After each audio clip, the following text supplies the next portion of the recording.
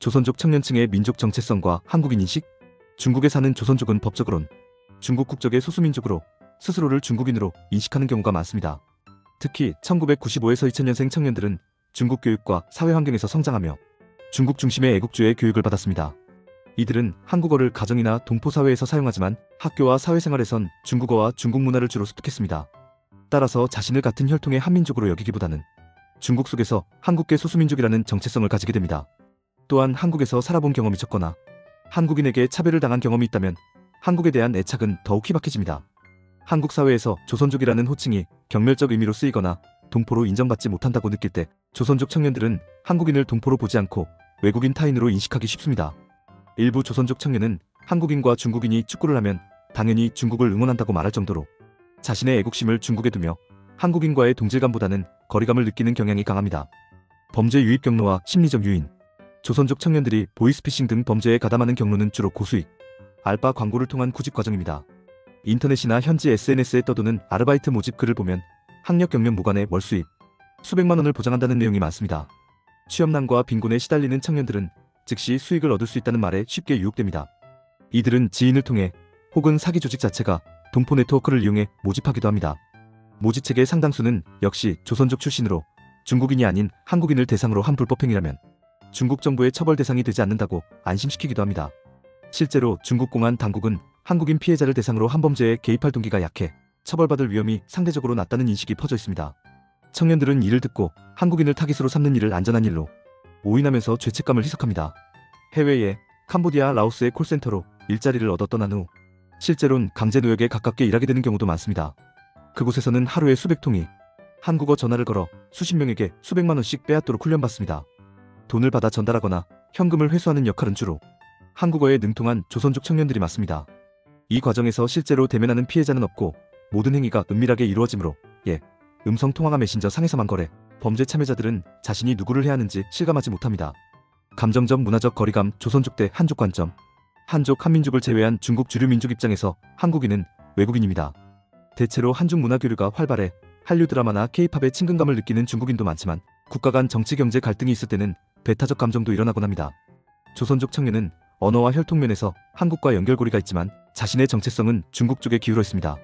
문화적으로는 한국의 예절이나 의식주에 익숙하지만 실제로 한국 사람과 접촉해본 경험이 드물다면 감정적 유대가 형성되기 어렵습니다. 오히려 중국 사회 안에서 조선족은 조선어를 쓰는 중국인으로 분류되기 때문에 동포의식보다는 중국 내 소수민족으로 여겨지기 쉽습니다. 예를 들어 많은 조선족이 나는 중국인이고 한국인은 외국인이라고 생각하며 자신이 지원할 국가는 중국일 뿐이라고 말합니다. 반면에 한족은 문화적으로 한국과 완전히 다름을 전제로 삼기 때문에 최소한 생물학적으로 같은 핏줄이라는 고정관념에 얽매이지 않습니다. 즉 한족이 한국인을 대할 때는 이질적인 외국인으로 분류하고 조선족이 한국인을 대할 때는 언어적으로 친숙하지만 우리 편이 아니다라는 거리감을 갖습니다. 요컨대 한족에게 한국인은 외국인 친구 혹은 이웃 정도로 간주될 수 있지만 조선족 청년에게 한국인은 같은 동포가 아니라 그저 수익의 대상 혹은 경쟁자로 여겨지는 경우가 많습니다. 이러한 문화감정적 거리감은 범죄 현장에서 조선족 조직원들이 한국인을 타인으로 쉽게 여기는 심리적 기반이 됩니다. 중국 내 조선족의 사회경제적 위치와 한국 사회에 대한 거리. 대체로 중국 동북지방의 조선족은 사회경제적으로 취약한 지위에 놓여 있습니다. 연변 조선족 자치주 등에서 전통 농업이나 중소도시, 상업에 종사해온 조선족 가정은 급격한 산업화가 이들을 외면하면서 상대적 저소득층이 되었습니다. 일부는 한국 자본이 들어온 공장 노동자나 서비스업 종사자로 나서 경제적 기반을 마련했지만 여전히 많은 청년들은 안정적인 일자리를 찾지 못합니다. 이런 상황에서 한국은 한때 높은 임금과 일자리의 땅으로 여겨졌으나 실제로 한국에 들어온 조선족 대부분은 여전히 2차, 3차 노동시장에 매몰되어 임금 복지면에서 불리합니다. 조선족 청년들은 종종 가족 부양이나 빚상환을 위해 돈벌이에 뛰어들며 그런 환경이 한국인에 대한 동질감보다는 실리를 중시하는 태도를 강화합니다. 한편 중국과 한국 사이에 정치적 갈등이나 무역 분쟁이 생기면 중국 내 여론도 한국에 우호적이지 않습니다. 특히 최근 몇 년간 중국 정부는 중화민족주의를 강조하며 조선족에게도 중국인의 의식을 강조해왔습니다. 이럴 때 조선족 청년들은 중국의 발전이 대단하다는 자부심이 커져 한국과 심리적 거리가 더 벌어집니다. 결과적으로 이들은 한국 사회를 지리적 문화적으로 먼 세계로 여깁니다. 남한에 사는 친척이나 지인이 있더라도 한국은 안전하고 살기 좋은 곳이라는 허상과 실제론, 우리를 차별하는 사회라는 경험이 서로 엇갈리며 애매한 이미지가 형성됩니다.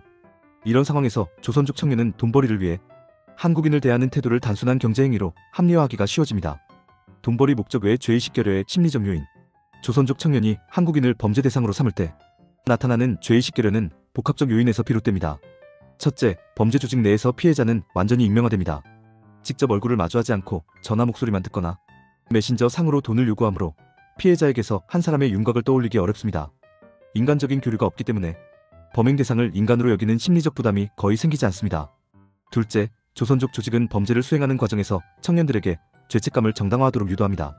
예를 들어 우리는 먹고 살기 위해 어쩔 수 없는 일, 한국인은 이미 우리를 경시해왔으니 괜찮다 등으로 포장하면서 도덕적 거리두기를 강화합니다. 앞서 언급한 대로 중국 관할권 밖에서 행해지는 범죄라는 점도 법망이 미치지 않는 한 큰 죄는 아니다라는 의식으로 이어집니다.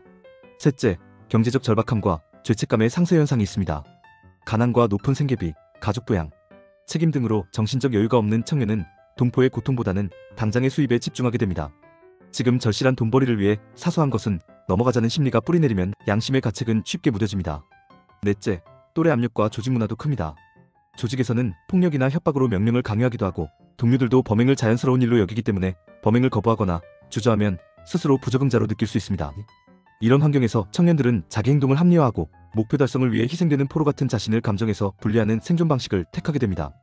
마지막으로 자기 자신과 피해자 사이에 민족적 동질감이 형성되지 않는 점도 죄의식을 약화시킵니다. 언어와 뿌리가 같아도 이들은 자신을 한국인과 같은 우리 편으로 여기지 않습니다. 결과적으로 경제적 유인 외에도 정체성의 분리, 범죄 환경의 비인간화, 동료 압력, 민족적 연결감의 부재 등이 복합적으로 작용하여 조선족 청년들이 한국인을 범행 대상으로 삼을 때 죄의식을 느끼지 않는 심리적 배경을 만듭니다. 당신의 생각을 댓글로 남겨주세요. 영상이 도움되셨다면 구독과 좋아요,